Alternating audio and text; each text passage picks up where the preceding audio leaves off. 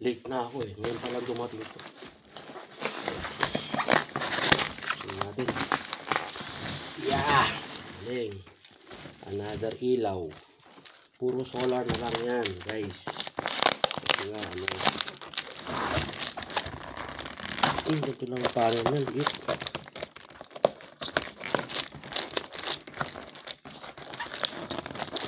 Diba yan? Hindi na pwedeng pakita yung kutsino. Bawal, diba?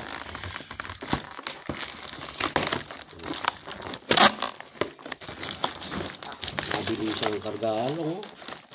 Dito lang naman kasi galing yan, Bulacan. Kaya, one day lang. Kahapon pa ito eh. Kaya lang wala ako kahapon. Pasok ako. Yun, solar siya. Another solar. Puro na lang solar tayo.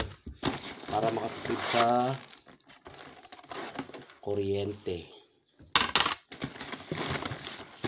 Ano siya doon? Tapos ito isa naman.